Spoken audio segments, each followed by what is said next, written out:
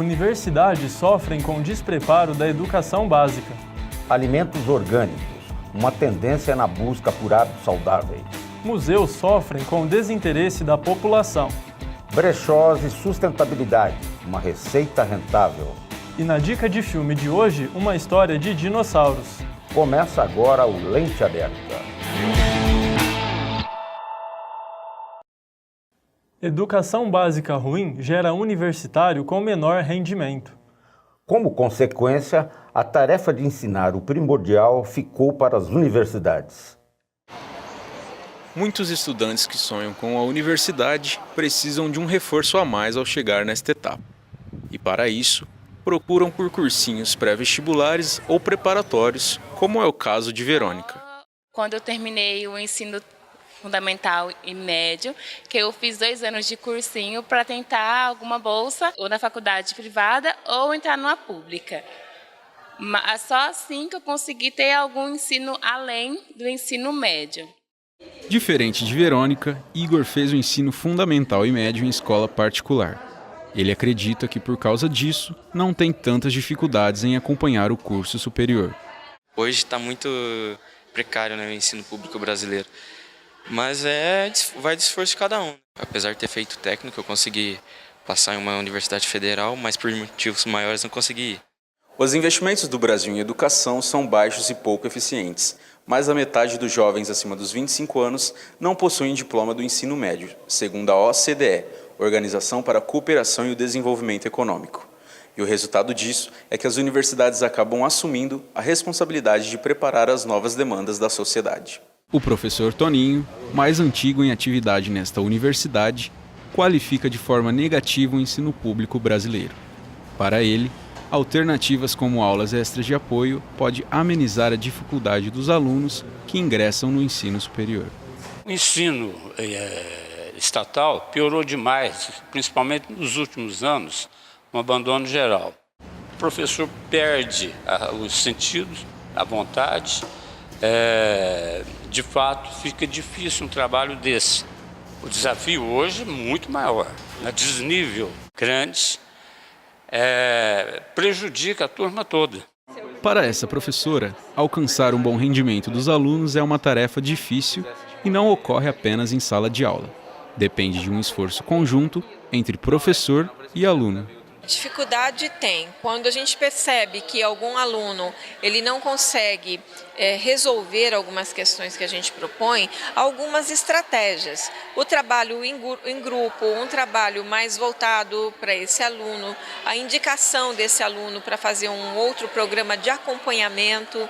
Então, há algumas estratégias. A universidade também tem os monitores em sala de aula, então esses monitores podem auxiliar também. O que eu tento fazer é me mostrar sempre aberta, né, para receber esse aluno que tem essa dificuldade maior. Apesar de todas as dificuldades que muitos alunos enfrentam ao chegar a uma universidade, Tânia ainda acredita que a educação pode ser transformadora. Eu espero que ela continue caminhando para a inclusão e para melhora mesmo. Eu espero que se reverta esse olhar sobre a educação no país, porque é por aí que se mede a riqueza de um país. Os alimentos orgânicos são uma alternativa para quem busca o hábito de vida saudável.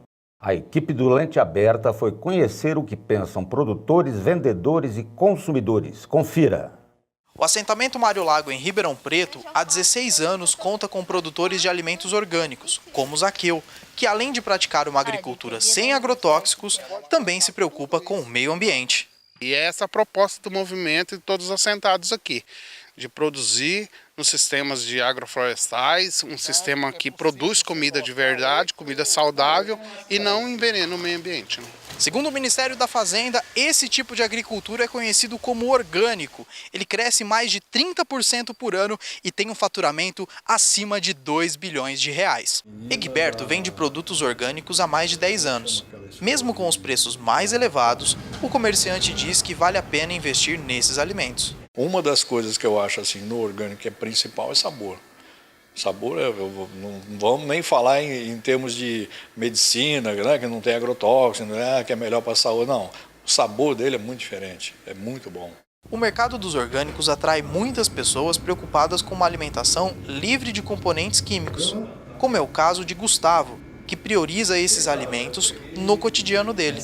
Eu acho que o principal é você ter a consciência da sustentabilidade do que você está fazendo, de você estar trazendo uma coisa de muito mais qualidade, que vai te trazer muito mais saúde, muita satisfação e também sabor diferenciado. O alimento orgânico é mais gostoso, vai te dar muito mais prazer, muito mais satisfação na alimentação. Zaqueu, Egberto e Gustavo consomem alimentos orgânicos. Eles apostam numa vida mais saudável. Eu recomendo alimento orgânico porque ele é muito bom. No próximo bloco você vai ver: museus não conseguem atrair o interesse da população. O Lente Aberta volta daqui a pouco.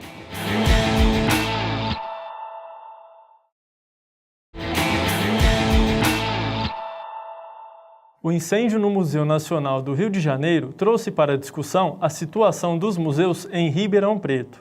Isso mesmo, Gustavo, e a situação por aqui não é nada boa. Dos 4 museus mantidos pelo poder público, somente um, o MARP, funciona de forma adequada. Outros 2 estão fechados, o Museu Histórico e o do Café. E o MIS, Museu da Imagem e Som, não possui sede e está improvisado. Mas se por um lado existe o descaso, também há o desinteresse da população. 96% das pessoas não têm o hábito de frequentar esses locais de cultura. Nossa reportagem foi conferir. Assista! Hoje resolvemos dar um passeio no Museu de Arte Moderna em Ribeirão Preto. Eram várias exposições e instalações, mas apesar disso, não tinha público. Você frequenta museus? Um pouco, vamos ver um pouco. Não. Eu não. E por que você não vai frequentemente? Não tenho muito costume e também não vejo muita exposição assim no caso. Pode costume. Não tenho hábito nenhum. Não sei, não vai. Já foi a alguma exposição no MARP? Uma vez só, mas faz muito tempo. Em geral, os brasileiros não têm o hábito de frequentar museus. Isso representa 96% da população. Segundo dados do IBGE, ainda na mesma pesquisa, 93% nunca viu uma exposição de arte. Isso mostra a falta de interesse das pessoas nesses espaços culturais. E quando perguntamos o motivo de não frequentarem esses locais, as respostas são bem parecidas. Falta de tempo mesmo. Falta de tempo, horário de trabalho. Mas esse cientista político não concorda que os altos preços sejam um empecilho para uma visita ao museu. Os museus na Europa não são baratos e você tem um acesso aos museus. Na verdade, falta, do ponto de vista da iniciativa pública, incentivo e valorização. Eu já ouvi dentro da própria iniciativa pública o trato com prédios públicos como se fosse vilaria, como se fosse pedra. E há também na sociedade brasileira, você pega uma certa parte da camada mais rica da população brasileira, que olha, por exemplo, para a Europa como pedra. Ele prefere ir a Miami e ver luzinha e asfalto bem feito. Ou seja, não tem uma formação histórica no Brasil. Rufino diz que a grande valorização pelo moderno e pela tecnologia faz o brasileiro esquecer as raízes que construíram a história. O brasileiro olha para o futuro, ele não olha para o passado. Ele sofre de uma espécie de mnemofobia, ou seja, ele tem uma fobia da memória. Tanto que nós construímos prédios, construímos memória e destruímos memória para construir uma nova memória que será destruída logo ali na frente. Segundo, a gente vive numa cultura de massa. Numa cultura de massa, o homem se julga, o homem médio em geral, se julga intelectualmente acabado. E para se julgar intelectualmente acabado, ele não precisa de referências históricas, ele não precisa olhar para trás. Isso é um crime. Os pais, na verdade, visam progresso do ponto de vista ou científico, ou financeiro, ou até mesmo revolucionário em alguns casos. Mas eles não conseguem olhar para a memória, nem mesmo memórias das próprias famílias. O cientista político ainda faz uma observação das alternativas para alcançar a geração de jovens. Você precisa de uma transformação de pelo menos 20 anos na memória desses jovens. Eu costumo citar um jornalista, um genial jornalista inglês chamado Chesterton, que ele diz o seguinte, que diante do abismo só há um passo a dar, é para trás. E exatamente é na memória que nós temos que fazer esse passo. Eu honestamente chego a concordar quando ele diz que não precisa se escrever mais nada, não precisa se relatar mais nada, é preciso, na verdade, revisitar os clássicos, revisitar a memória e revisitar a nossa memória histórica que foi construída e que estão nos museus, quando eles não se queimam. próximo bloco você confere a nossa dica de filme de hoje. E também a reinvenção dos brechós. A gente volta daqui a pouco.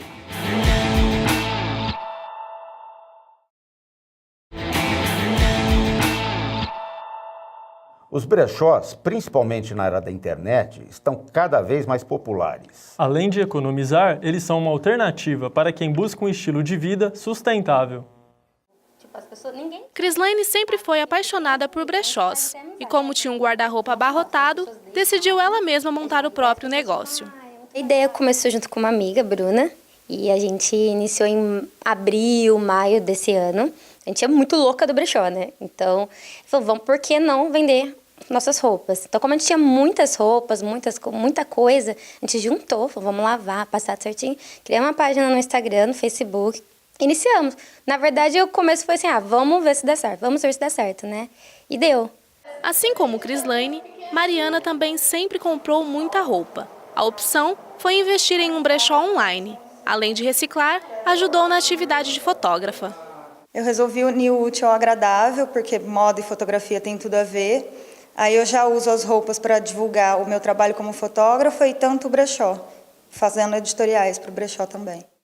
Dados do Sebrae mostram que as vendas de artigos usados tiveram um aumento de 210% em 5 anos, o que revela o crescimento de pequenos negócios como os brechós.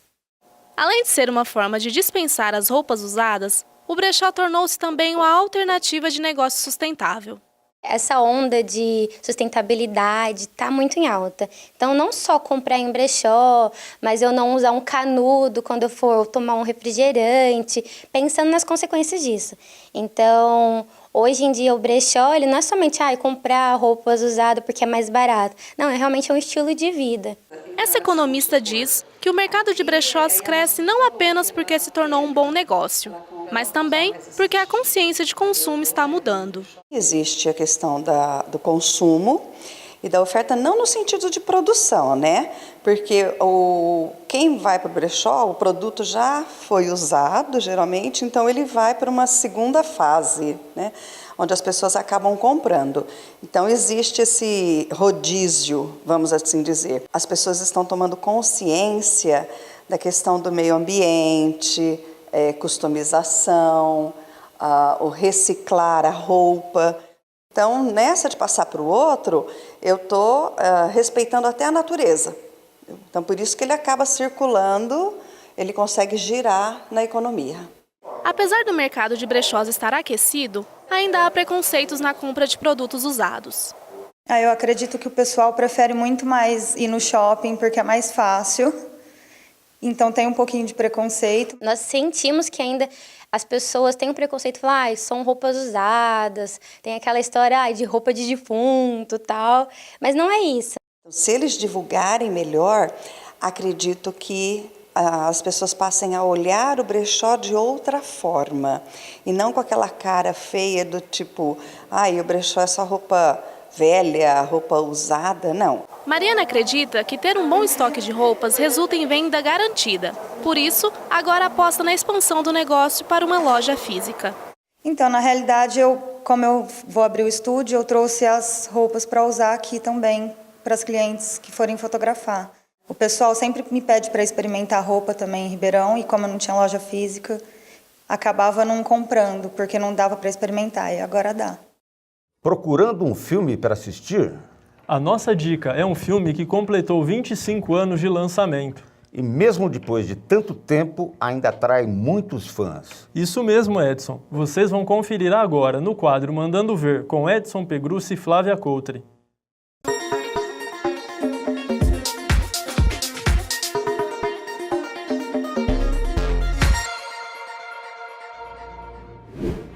Oi pessoal, a dica do Mandando Ver de hoje é o filme Jurassic Park.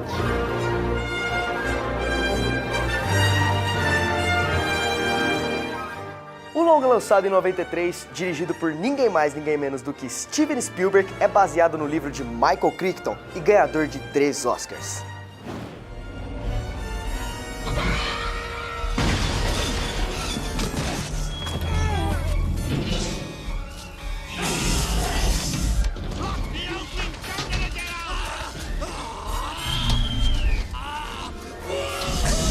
A história principal se passa em uma ilha na Costa Rica, onde o bilionário John Hammond, interpretado por Richard Attenborough, decide abrir uma reserva biológica com animais um pouco inusitados. Isso mesmo, dinossauros. Com o local precisando de aprovação de especialistas para receber visitantes, John convida 2 paleontólogos para visitar a ilha.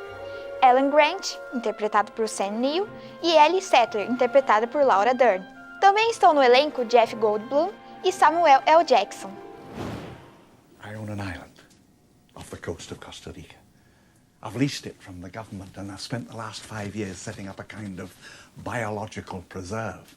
Really spectacular, spared no expense. And there's no doubt our attractions will drive kids out of their minds. Why would they care what we think? What kind of park is this?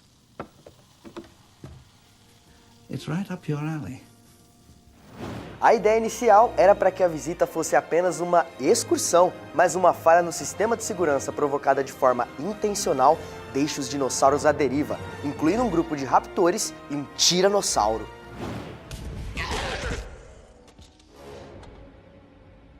Jimmy, what is it? It's a velociraptor. It's inside.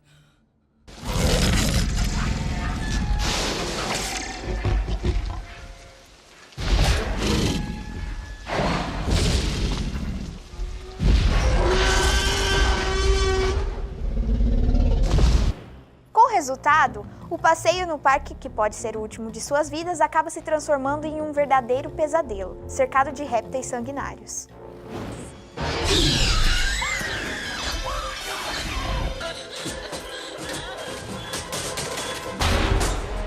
Must go faster.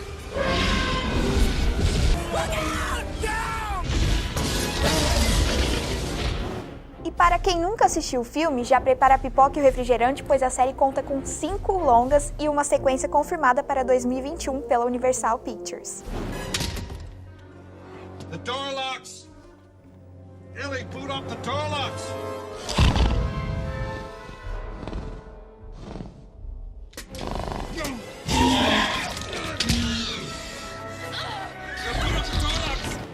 Os efeitos especiais usados para dar vida aos dinossauros convencem até hoje, com edições em computação gráfica convincentes para a época e animatrônicos de cair o queixo. Essa mistura permitiu o surgimento de incontáveis cenas marcantes que ficam na memória de todas as gerações que assistem o longa.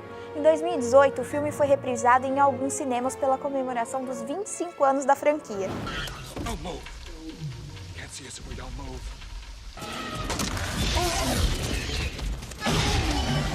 Dr. Grant, my dear Dr. Sattler, welcome to Jurassic Park.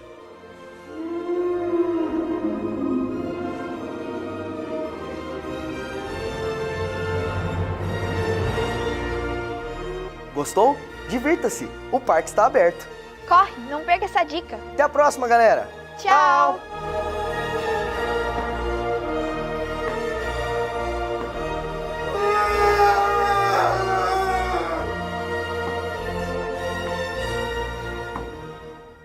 E o Lente Aberta fica por aqui.